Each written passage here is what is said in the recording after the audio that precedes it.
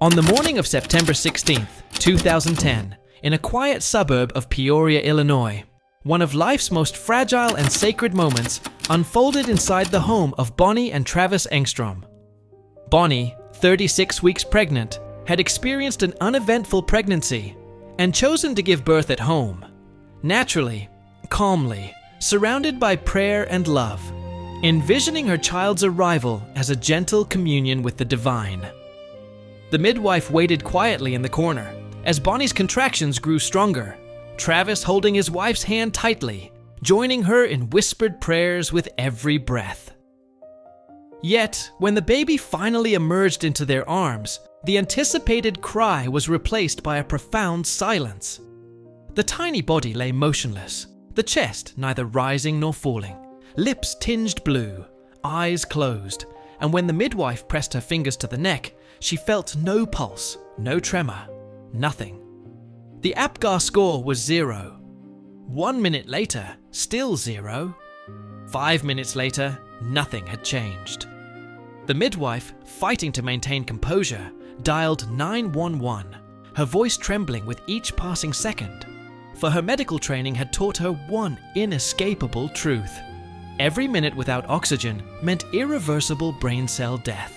As ambulance sirens began to echo in the distance, Bonnie cradled the baby against her chest, tears falling onto the still face as she whispered, "Fulton Sheen, please, give him back to me." This was the name of a long-deceased archbishop, a figure of deep devotion for the Engstrom family, revered for the miracles attributed to his intercession. When the paramedics arrived, the infant remained lifeless. They immediately began CPR, delivering rhythmic chest compressions while inserting an intubation tube. The minutes slipped away. 10, 20, 30, medical protocols crystal clear. Beyond 30 minutes, survival odds plummeted towards 0, and even if life returned, severe brain damage was all but guaranteed. Yet the midwife, driven by an unyielding resolve, continued the compressions without pause, her hands now numb, while Travis knelt beside Bonnie, joining her in a chain of desperate prayer. God, if ever there was a time for a miracle, let it be now. By the 40th minute, everyone in the room had begun to silently accept the same grim reality. This child, James Fulton Engstrom, would not return. But in that very moment, nestled in Bonnie's arms, the tiny chest gave the faintest rise and fall. First a single breath, then a flutter, and suddenly a powerful cry filled the room.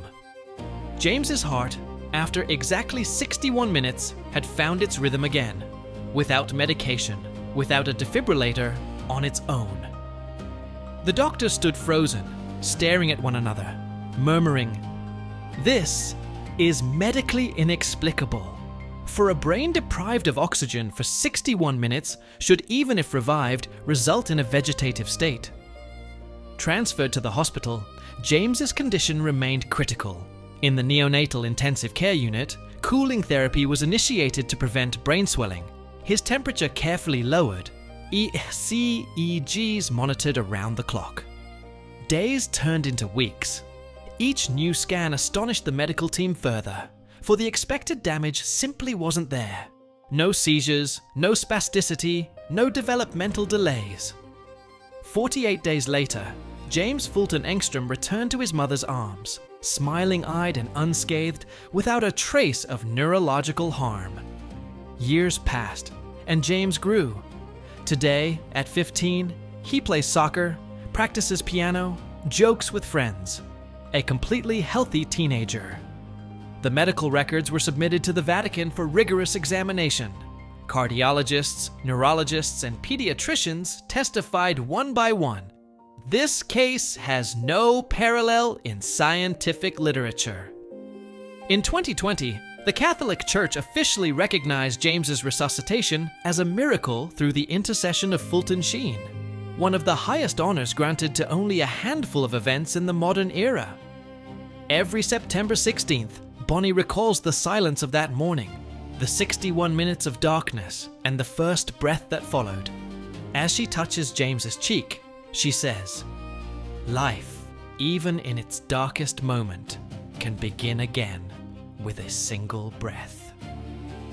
And this story, beyond the pages of medical textbooks, quietly answers humanity's deepest question. Hope, even when we surrender, can still draw breath.